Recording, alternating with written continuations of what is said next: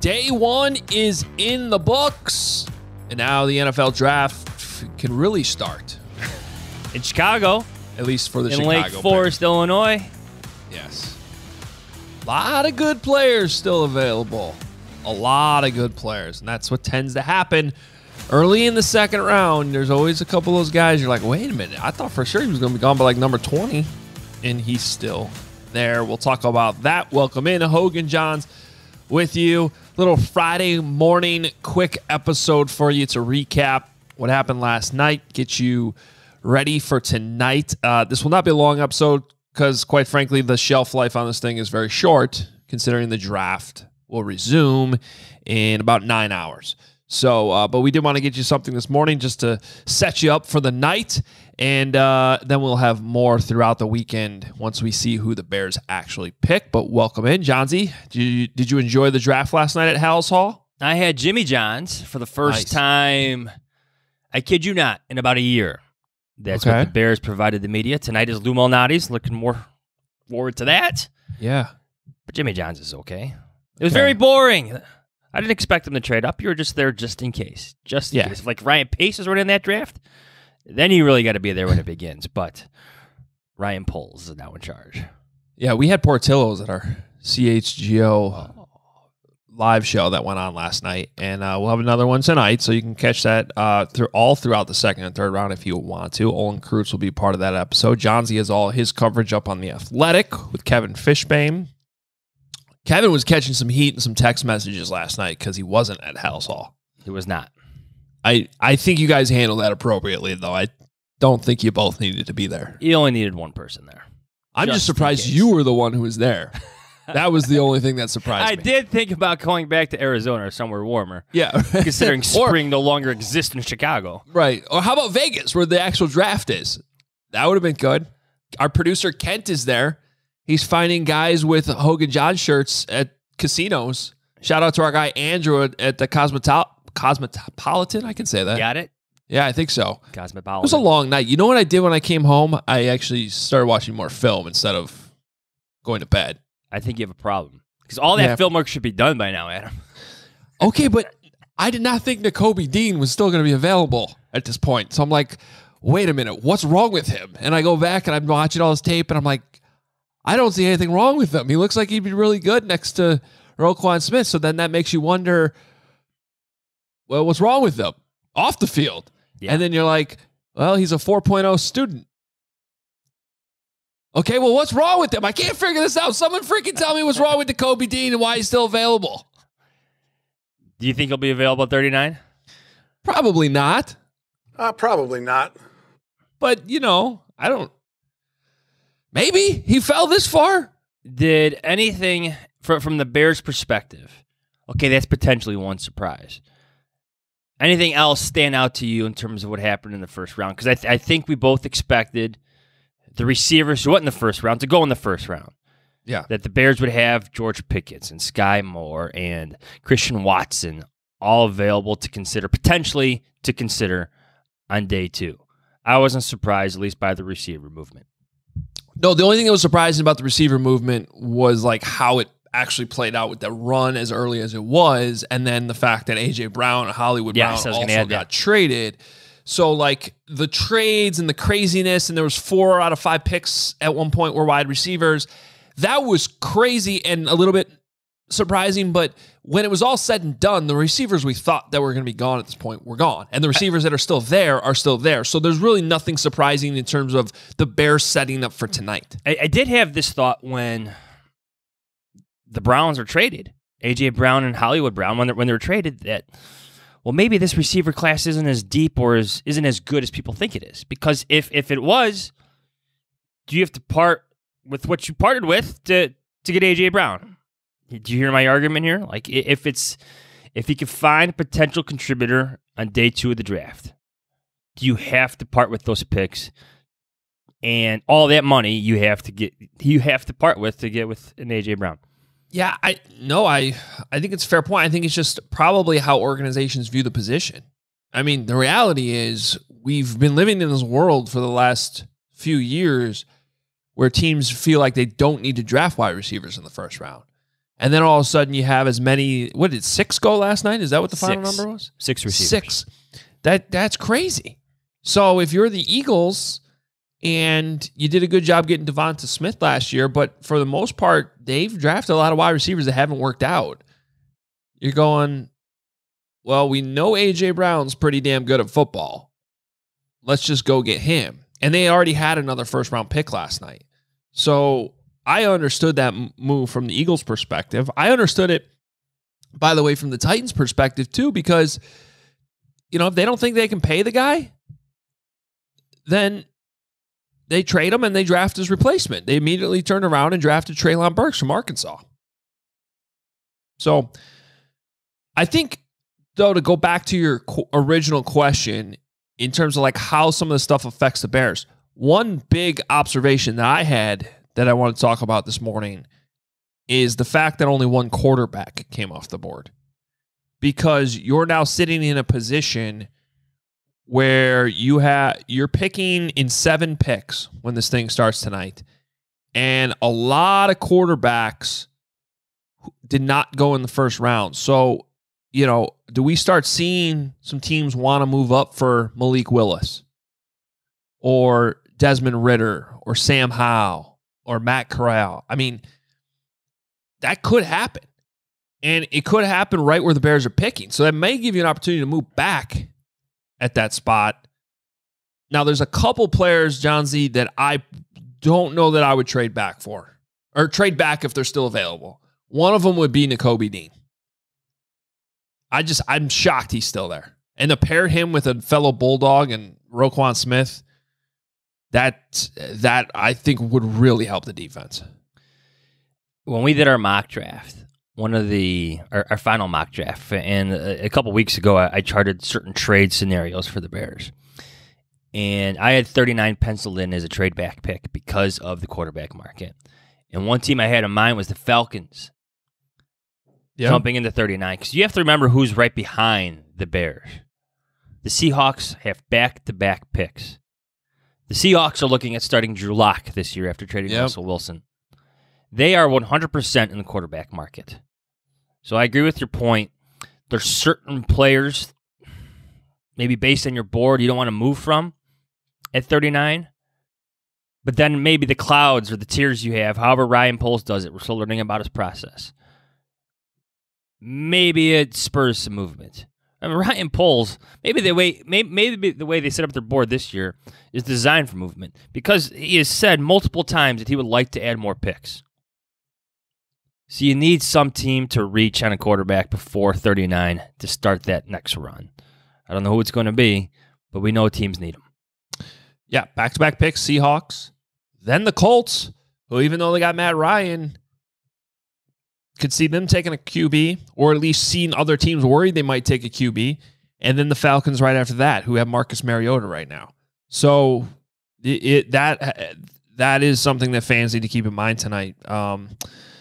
Boye Mafe, Bears need an edge rusher. I mean, the thing is, a lot of these guys are defensive players, though. That's okay, though. I like a lot of these defensive players. I do, too. Andrew Booth, the corner out of Clemson, still out there. Jalen Petrie, the safety out of Baylor. Kyler Gordon. Logan Hall. I mean, right there, let me just do a quick count. So I'm going to put Brisker in that too. Jaquan Brisker, the safety out of Penn State. So that's 1, 2, 3, 4, 5, 6, 7 defensive players right there. I'm not even counting the offensive players. But I just counted 7 defensive players that I think would be a great pick at 39. So this is where you start talking about clouds of players and your willingness to move back, because there's no way that those first 6 picks are going to be defense, right? Someone's going to move up for a quarterback, or someone's going to take one of these offensive linemen. So if I was just like, and again, there's probably, that's just defense. There's probably some offensive players in there that Ryan Poles can't wait to take at 39. So my guess is, as they're sitting here right now, there's at least 10 players that they like at that spot, and they're only 7 picks from being up. The math there just tells you they could move back and still get one of the guys that they really like. If you believe what Ryan Poles has said, that the offensive line is deep, the defensive line is deep, that the secondary is deep, that running back is deep. Talk about running backs later if we want. But those top three positions. If he's not lying, then you could assume that he will try to move back and maybe get two of those players in the cloud as opposed to just getting one. Hey, so you heard me and Jahns complaining about the weather earlier. What else are you going to do in Chicago this time of year? But I don't know if you're like me. I still fight through it as much as I can to start grilling despite the crap weather. And what's awesome right now is I got this big box of Omaha steaks that came, and I've been churning through it. We did some pork chops the other day, and it's pretty much the only thing that's making me happy about the weather is still getting out there on the grill and putting all this great meat on there and enjoying it. It's just really good quality meat that you want to throw on the grill constantly despite the weather. And so here's what you need to do. You need to visit omahasteaks.com and enter Adam into the search bar. Order the Omaha Steak Sampler today. You'll save over 50%, plus you'll get 12 free Omaha Steak burgers free with your order. This package has it all, from the butcher cut filet mignons to caramel apple tartlets, which are outstanding. You just throw those in the oven and they're perfect. Every order is backed by their 100% satisfaction guarantee, delivered safely to your doorstep. Visit omahasteaks.com. Enter keyword Adam in the search bar to take advantage of these exclusive offers. They even have a touchdown game day pack for all of your game day needs come the fall. There's a reason why Omaha Steaks has been the leader of gourmet steaks and food since 1917. No one comes close to matching the flavor, tenderness, and value of Omaha Steaks. That's omahasteaks.com, keyword Adam. Is there a player you think he'd move up for? Move up for? I don't think there is. The only one is Nakobe Dean, in my opinion. But I can't speak for Poles in this situation. But I still don't know that I would do it. Because you already have a really good linebacker there in Roquan Smith. So I don't know that I'd want to give up draft capital. Which receiver would be on the top of your list at number 39?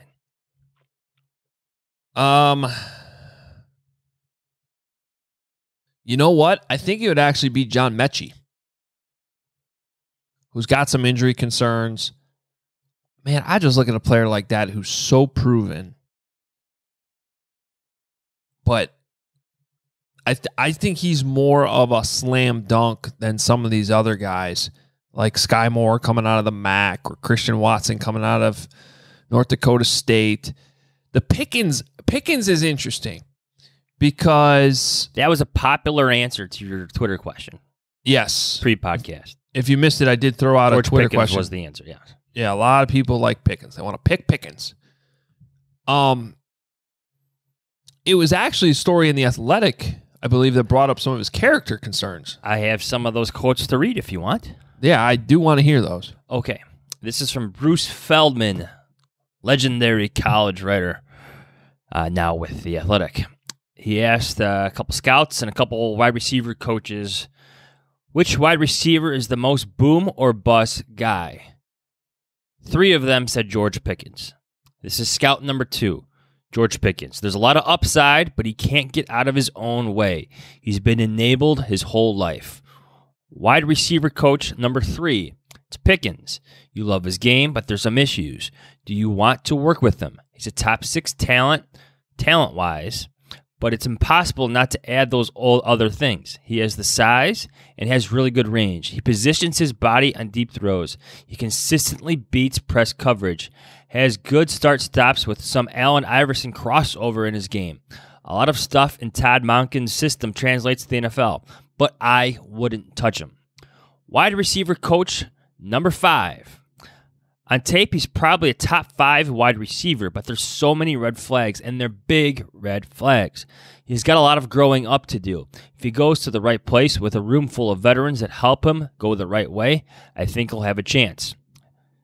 Wide receiver coach number 2 had a different answer. North Dakota State's Christian Watson. He's got excellent size, and he's a freak athlete testing-wise, but man, I worry about how well he catches the ball. He drops easy catches. Does he have vision problems? He just doesn't look natural trying to catch the football. Yep. The Pickens thing is... I read that earlier this week, Jahns, and it's not at all that I'm doubting it, because when you have that many people come out and say that type of stuff, what are those other things? You know what I mean? Like, it's still a little vague, but it just sounds like maybe a commitment to football. I think it was Greg Gabriel, Bears' former front office man. He called around after reading what Bruce Feldman wrote. Okay. And he's still got a lot of friends in the league, and Greg, a friend of ours, put out a tweet saying it. He confirmed it. Yeah. Teams know about some of those red flags. Well, I'll tell you one of the videos I ended up coming across, which I had seen before, but just as I was watching more film last night, all these there's a lot of Georgia guys. He got in a fight with let me tell you this. If I were to tell you, Bears fans, that there's an ex-Georgia wide receiver who started throwing punches at a cornerback who was covering him a little bit too tight. I've covered this story. Continue. Yeah, does this sound familiar? Yeah, so it was the Georgia Tech game blowout, by the way. The game is 37-7. Georgia actually scores a touchdown. The pass goes to a different wide receiver on the play. On the opposite side of the field, George Pickens is locked into a battle with whoever the Georgia Tech corner is, and he just loses his mind and starts swinging. And it's all on tape. There's absolutely no reason to start throwing punches. And again, you've heard me say this many times on this podcast, because unfortunately the Bears keep getting themselves in these situations themselves. But it just doesn't make sense to throw punches at a guy wearing a helmet. That's just dumb. You're going to break your hand. And you need your hands to catch the football. It's your job. If you're Ryan Poles, don't you want your first pick as GM to be a bit safer? Yeah. I'm not saying don't take some risks here. I think Ryan Poles will. Even with some red flags, medical, character, all that stuff. I think Ryan Poles will. More than Ryan Pace did. But don't at 39, if you stay at 39, don't you want to have a kind of a sure thing? At least a starter? I think he finds a defensive lineman or an offensive lineman at 39 and builds through the trenches. That's my prediction. Well, and by the way, when you brought up Christian Watson too, here's the thing that bothers me the most about Christian Watson. Because most of his highlights are him just running straight downfield, beating everybody down there, and catching a bomb from the quarterback that North Dakota State always has. That's pretty good and will probably get drafted eventually.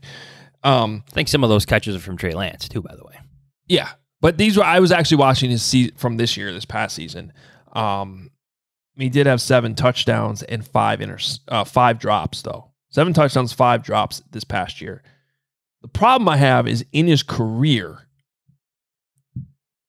14 touchdowns, 16 drops. If you're a wide receiver who's had more drops than touchdowns, to me, that's a red flag.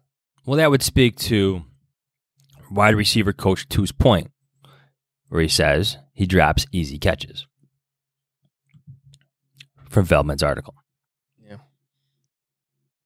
I think you can wait on receiver. I do. I will say the one thing I like about Pickens is he came back and played at the end of the year after his injury. You know, that shows some want to. Fits that resilience, intangible maybe. A lot of guys could have just packed it up and said, I'm going to the NFL. So now he was also playing on Georgia, and they were pretty good and winning a national championship and all that. But I think that counts for something in the positive category. You brought up offensive line. Olin Kruch brought up this point with us last night on our CHGO show, and I think there's a lot of logic in two positions, and they're both in the trenches. Okay, and his point was this, and I totally agree with it. You have a new GM who's an ex-offensive lineman who came in, and on that first day, if you were to like do a pie chart of the things he talked about with us, the biggest piece of pie on that pie chart was offensive line, by far. And all these things about what he looks for in offensive linemen, their body mass, not just what their weight is, but how they're built, what kind of weight it is, all this stuff. And then he goes out in free agency and he signs Lucas Patrick. And he lets James Daniels go. And he makes a bid for a different lineman that he loses because he was a restricted free agent. And that's pretty much it. You got to think he has plans to do more. And you got to think that those... He just has to do more. Yeah, you're right. Simply has to do more. Just the logic tells you... He needs players. He's taking an offensive lineman tonight. Can I bring up a quote? I have this in my article today on The Athletic. Check it out about finding potential day 2 fits based on what Eberflus and Poles have said in the past. So let me go back to this quote from Poles. I forget exactly when it was. It might be from his introductory press conference. He was asked about explosive plays and how the Bears get them because they have not had them a lot, at least under Matt Nagy. This is what Ryan Poles said. I think it starts with the foundation of the offensive line. Let me repeat myself. I think it starts with the foundation of the offensive line and establishing the run game, which then leads to explosive plays. We have to continue to work on that. Get to that level, and I think you will see more points scored and more efficiency, more explosive plays. Everything plays off that. So that's going to be a focal point. Repeat, focal point. Yeah. And then the other one I was going to bring up then was the 3 technique too. Yep. Because I think they ideally were trying to address that in free agency so that they could concentrate on the offensive line in the draft, but they kind of struck out on both. Now, I am very curious to see if that Larry Ogunjobi door is still open. Because if that could get solved in the next couple months, then maybe you don't need to use a second-round pick on a Logan Hall tonight. But then again, I look at... What's that? Or Perrion Winfrey. I just look at how Logan Hall's built, and I don't know how Matt Eberflus can't look at that guy and be like, poor man's DeForest Buckner, at least, to start. And we talked to Matt Bowen about it. Yeah. Matt Eberflus does more with this system than Lovie Smith does. He looks for more versatility. He just does. He does more with DeForest Buckner than Lovie Smith did with Tommy Harris. Maybe that's because of the talent of DeForest Buckner, but you know what? Maybe Hall could do similar things. Maybe not to that level, but close to it. He's a second rounder. Well, it's finally here, guys. We're going to find out where they go tonight. And I personally like how this fell last night. With the quarterbacks not going, with a couple first-round picks like Nakobe Dean and the offensive lineman from Central Michigan, Bernard Raymond. I mean, there's some guys there, and there's enough guys there that someone's going to fall. Maybe you can actually do that trade back scenario that I think a lot of people would be happy with. So, any final thoughts? Actually, no. Oh, man, I thought you had me for a split second. I thought you were going to throw something else in there. I honestly think be prepared for them to invest up front. And I think Bears readers, listeners, watchers should be okay with that. The trenches have not been good for the Bears, especially in offense, for a while. Yeah. And I think this regime is going to significantly invest in them. That was a final thought from Adam Jahns. It was there. It happened. It did. It did. There's proof. It's on the record. All right. Well, you enjoy your night at Hallis Hall. Make sure everybody's following you on Twitter and reading The Athletic tonight because there's going to be a lot of good coverage coming out of there. We will also have Nicholas Moriano up there for CHGO, and we'll be live throughout the draft tonight. Olin Kreutz will join us. CHGO Draft Night Special, Bears Picks, live reaction, all on YouTube, so check that out. I want to see a reaction like the Trubisky pick from you. You want to jump on? Whoa. You should jump on with us. Call me. I'll be available. You should jump on. Okay. Text me. You know where I am. We'll figure that out. We got to make that happen. It's going to be a long night. A lot of talking. I think we're going pizza too. It's not Lou Mal's. I forget what he said. You going deep or you going tavern style? I don't know. I'm not in charge of this. I don't know. Either am I. Yeah, I don't. I would like some tavern style tonight. I'm not feeling deep. So Well, you're probably ordering from the wrong place then. So if the Bears, no, the tavern style from Lou's isn't too bad. It's a little thin. Gotta go Moretti's then. Go for Moretti's too. Yeah. Maybe we should just go to Moretti's tonight. Forget everything else. Live show. Just go to Moretti's. Come drink some buckets of beer and eat some tavern style pizza. Hoge, Jahns. And then after party at Firehouse. Firewater. Firewater. I always want to call it Firehouse. I don't know why. Firewater. The actual name of the place. All right, we're out of here. Follow us on Twitter. Follow us on YouTube. Hit that subscribe button. Notifications. We will have reaction to the draft tomorrow morning. Full reaction throughout the weekend. Make sure you're following us. Shirts, hats, the merch, all available on obviousshirts.com. Thanks to everybody for listening today. Enjoy the draft tonight. If you're in Vegas, keep rocking that Hoge and Jahns gear. We appreciate you. Talk to you later. See ya. Anyway, who cares?